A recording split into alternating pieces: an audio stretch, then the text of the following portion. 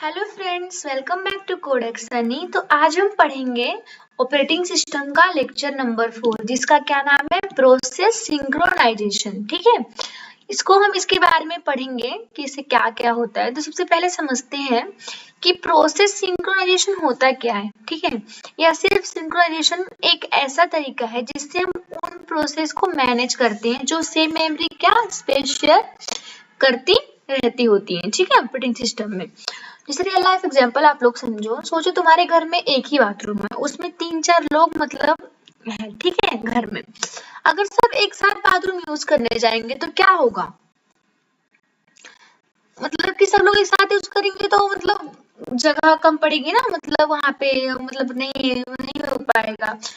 तो इसलिए एक रूल होता है, एक टाइम पे एक ही इंसान बाथरूम यूज करेगा, बाकी को वेट करना पड़ेगा। ठीक है, बिल्कुल यही कॉन्सेप्ट है प्रोसेस सिंक्रोनाइजेशन का। मतलब जब मल्टीपल प्रोसेस एक ही मेमोरी या रिसोर्स यूज करना चाहती है तो हमें इंश्योर करना पड़ता है कि एक टाइम पे सिर्फ एक ही प्रोसेस यूज उसे रिसोर्स को एक्सेस करे। ठीक है, सिंक्रोनाइजेशन मतलब क्यों जरूरी है, बात करते हैं।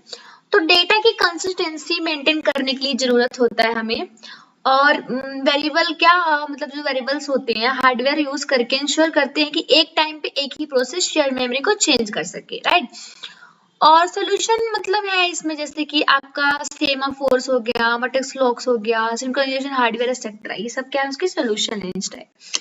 ठीक है, तो यहाँ तक हमने कंप्लीट कर लिया, ओवरव्यू पढ़ लिया हमने। अब हम बात करते हैं इसकी प्रोसेस की, सिंक्रोनाइजेशन की। चलो इसे डिटेल में समझते हैं। अब बात करते हैं कि हमारा ऑपरेटिंग सिस्टम क्या है। ठीक है, इसको समझते हैं थोड़ा शॉर्ट में। तो मतलब ये एक सॉफ्टवेयर है जो डिवाइस के सारे एप्लीकेशन को मैनेज करता है, जैसे आपको पता है। मतलब ये कंप्यूटर के स्मूथ फंक्शन में क्या करता है, हमारा हेल्प करता है। ठीक है, ऑपरेटिंग सिस्टम। अब इसकी प्रॉब्लम क्या है कि ओएस को बहुत सारे टास्क परफॉर्म करने पड़ते हैं और कभी कभी तो मतलब एक साथ ही करना पड़ता है। ठीक है, तो नॉर्मली कोई प्रॉब्लम नहीं होती, बट जब ये मतलब एक साथ ऑकरिंग प्रोसेस एक कॉमन रिसोर्स यूज करती है तब प्रॉब्लम शुरू हो जाती है। ठीक है, तो मतलब इसलिए हमें इसकी प्रोसेस होती है सारी। अब हम इसे जानते हैं रियल लाइफ एग्जांपल जैसे आप समझो कि मतलब चलो एक ना बैंक एग्जांपल लेते हैं हम इसमें, ये सबसे क्लियर एग्जांपल है। ठीक है, सिचुएशन ये है हमारी कि ना बैंक एक ही डेटाबेस में सभी कस्टमर का अकाउंट बैलेंस स्टोर करता है। राइट, तो तुम्हारे अकाउंट में इनिशियली मतलब बहुत एक्स रुपीज समझ लो। तो अब देखो क्या होता है, मतलब तुम एटीएम पे जाते हो और पैसे विड्रॉ करने लगते हो। राइट, उसी टाइम तुम्हारा दोस्त या फैमिली मेंबर तुम्हारा अकाउंट बैलेंस चेक कर रहा है ऑनलाइन बैंकिंग से। तो प्रॉब्लम क्या हुई, जो तुम्हारा विड्रॉल ट्रांजैक्शन टाइम लेता है 2 से 3 सेकंड्स का, तो उस टाइम में तुम्हारा बैलेंस स्टिल ₹X शो क्या हो रहा है डेटाबेस में। राइट, बट एक्चुअली तुम पैसे निकाल रहे हो तो बैलेंस X से कम होना चाहिए जितने तुमने मतलब पैसे वहां पे डाले। तुम्हारा दोस्त देखता है कि तुमने उतने पैसे वहां पे डालो जो गलत है। ठीक है, तो ट्रांजेक्शन कंप्लीट होने के बाद बैलेंस कितना ₹Y हो जाएगा, मतलब X से कम, मतलब तुमने अगर 1000 डाला तो उससे कम हो जाएगा। ठीक है, तो ये है क्या, इनकंसिस्टेंट डेटा का प्रॉब्लम। मतलब कि सॉल्यूशन इसका क्या हो सकता है, अब कि अगर तुम किसी तरह इंश्योर कर सकते हो कि एक ही टाइम पे एक ही प्रोसेस हो, या तो विड्रॉल या बैलेंस चेक, तो हम कंसिस्टेंट डेटा मेंटेन कर सकते हैं। राइट, तो यही हमारा क्या होता है, इसका प्रोसेस होता है सिंक्रोनाइजेशन का। ठीक है, जैसे देखो इस एग्जांपल से हमने यहाँ पे समझा पूरे इसमें। अब मैं आपको डायग्राम से समझाती हूँ इसमें क्या लिखा है। चलो, तो इसमें देखो जो इसमें आपको इमेज दिख रही है, क्लियर दिख रही है। ठीक है, इसमें क्या है कि इनिशियली मतलब जो आपको बैलेंस है इक्वल टू ₹X। ठीक है, इतना समझ लो। ₹X मतलब जितने आप समझते हो, X आपका बैलेंस होगा, इनिशियली समझते हैं। प्रोसेस 1 क्या है कि जो हमारा यूजर 1 है विड्रॉल कर रहा है, वो कितना बैलेंस X से Y। ठीक है, मतलब कम हो जाएगा। अगर मान लो उसका X है तो वो विड्रॉल करो तो Y हो जाएगा। राइट, प्रोसेस 2 जो हमारा यूजर 2 है वो बैलेंस चेक कर रहा है। ठीक है, ये चेक कर रहा है बैलेंस, आपको जो फ्रेंड होगा। अगर दोनों मतलब एक साथ मतलब काम करेंगे तो क्या होगा देखते हैं। यूजर मतलब जो 2 है को गलत बैलेंस मतलब Y दिखाई देगा, क्योंकि प्रोसेस 1 का ट्रांजेक्शन ऑनगोइंग था जब बैलेंस X था।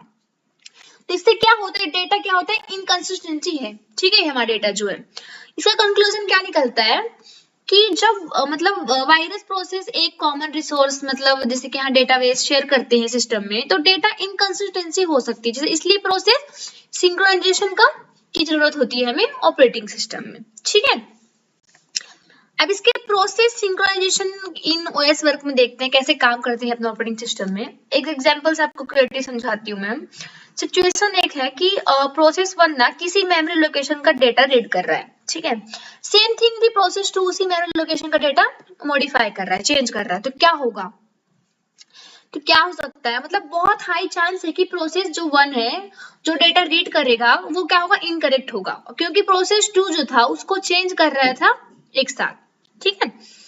अब बात करते हैं एग्जाम्पल की। इसमें एग्जाम्पल एक दिया है, सोचो एक गूगल डॉक है जिसमें तुम और तुम्हारा फ्रेंड दोनों एक साथ एडिट कर रहे हो, ठीक है, और तुमने कुछ लिखा वो डिलीट कर रहा है, तुम कॉपी कर रहे हो, तो कंफ्यूजन हो जाएगी ना। इसलिए गूगल डॉक में ही स्कैन फीचर होता है जो इंश्योर करता है कि सब प्रॉपर्ली अपडेट हो, ठीक है। तो ये हमारा इसका था प्रोसेस। अब हम बात करते हैं प्रोग्राम के डिफरेंस एलिमेंट सेक्शन की। तो सबसे पहला कौन सा एलिमेंट सेक्शन हमारा, एंट्री सेक्शन। इसका मतलब क्या होता है, मतलब एक दरवाजा समझ जाओ, मतलब ये सेक्शन डिसाइड करता है कि कौन सी प्रोसेस एंटर होगी, शेयर होगी सोर्स में, ठीक है।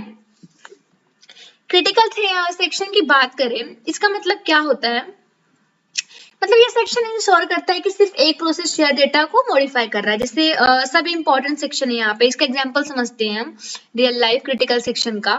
मतलब कि बाथरूम के अंदर का एरिया जो होता है यहाँ सिर्फ एक इंसान होना चाहिए, तो हमारा हुआ क्रिटिकल सेक्शन। और एंट्री सेक्शन में क्या होता है कि बाथरूम के बाहर जो क्यू होता है, मतलब कौन पहले जाएगा, ये कौन डिसाइड होता है एंट्री सेक्शन में, मतलब कौन पहले जाएगा। अब एग्जिट सेक्शन की बात करें, इसका मतलब होता है कि निकलने का रास्ता। एग्जिट मतलब बाहर निकलने का रास्ता, मतलब जब एक प्रोसेस अपना काम खत्म कर ले तो दूसरी प्रोसेस का एंट्री ये सेक्शन हैंडल करता है, ठीक है। जैसे रियल लाइफ एग्जांपल समझो, जब तुम बाथरूम से निकलते हो तो नेक्स्ट पर्सन को सिग्नल मिलता है कि अब वो एंटर कर सकता है। फोर्थ है हमारा रिमाइंडर सेक्शन। इसका मतलब हो जाता है कि बाकी का कोड, ठीक है, मतलब कि जैसे प्रोग्राम का रिमाइंडिंग पार्ट जो ऊपर वाले कैटेगरीज में नहीं आता, जैसे कि ये नॉर्मल कोड है जो शेयर्ड रिसोर्स यूज नहीं करता, ठीक है। अब हम बात करते हैं हमारा नेक्स्ट टॉपिक जो हमारा क्रिटिकल सेक्शन प्रॉब्लम का है, इसे पढ़ते हैं चलो। मतलब इस क्रिटिकल सेक्शन क्या होता है देखते हैं, ठीक है।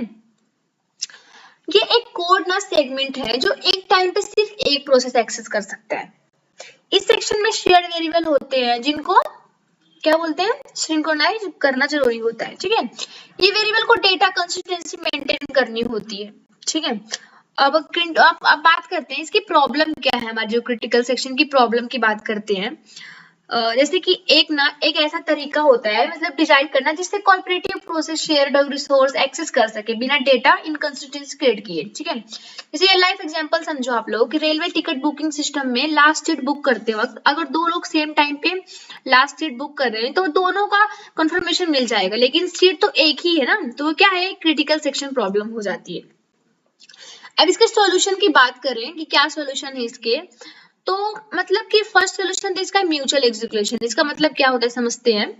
मतलब जब एक प्रोसेस अपने क्रिटिकल सेक्शन में एग्जीक्यूट हो रही है, ठीक है, तब कोई दूसरी प्रोसेस उसके क्रिटिकल सेक्शन में एग्जीक्यूट नहीं हो सकती, समझे आप लोग। अब जैसे कि लाइफ एग्जांपल समझो, जब तुम ना एटीएम यूज कर रहे हो तब गार्ड इंश्योर करता है कि कोई अंदर ना आए, ठीक है, तुम्हारे अलावा। तो ये हमारा क्या होता है, म्यूचुअल एग्जीक्यूशन होता है। अब बात करते हैं सेकंड जो है हमारा बाउंडिंग वेटिंग। इसका मतलब होता है लिमिटेड इंतजार, मतलब एक प्रोसेस को अपने क्रिटिकल सेक्शन में लिमिटेड टाइम ही एग्जीक्यूट होना चाहिए। जब किसी दूसरी प्रोसेस में रिक्वेस्ट की है तो एंटर करने की, तो उसमें एक मतलब लिमिटेड होना चाहिए। तो पहली प्रोसेस को बार बार एंट्री नहीं मिलनी चाहिए, राइट, दूसरी को भी चांस मिलना चाहिए। चलिए लाइफ एग्जांपल समझो, अगर 5 लोग बाथरूम के लिए वेट कर रहे हैं तो एक इंसान बार बार बाथरूम यूज नहीं कर सकता, सबको फेयर चांस मिलना चाहिए, ठीक है। तो होगा हमारा बाउंडेड वेटिंग। अब हमारी बात करते हैं प्रोग्रेस, किसके बारे में पढ़ा ही नहीं, जिसका मतलब होता है एज का बढ़ना, मतलब कि आगे बढ़ना, ठीक है। जब कोई प्रोसेस क्रिटिकल सेक्शन में नहीं है और कोई प्रोसेस एंटर करना चाहता है तो उसे आइडेंटिफाई क्या, मतलब वेट नहीं करना चाहिए। जैसे रियल लाइफ एग्जांपल सब, अगर बाथरूम मतलब खाली है और तुम यूज करना चाहते हो तो वो मतलब कि तुम्हें घंटों वेट नहीं करना चाहिए, ठीक है। ये है हमारा। अब हम बात करते हैं इसकी जो हमारे सॉल्यूशन है और जिसको देखते हैं सब क्या है। जारा सॉल्यूशन सॉफ्टवेयर पे इम्प्लीमेंटेड लॉग यूज करते हैं, तो ये हमारे मेन सॉल्यूशन, इसको बात करते हैं चलो। अब जो हमारा टेस्ट एंड सेट, इसका मतलब क्या होता है, फर्स्ट सॉल्यूशन ये ना एक शेयर्ड वुलन वेरिएबल से लॉग यूज करते हैं, मतलब कि जैसे कि test and set instruction automatically execute होता है, मतलब एक ही बार में पूरा, ठीक है।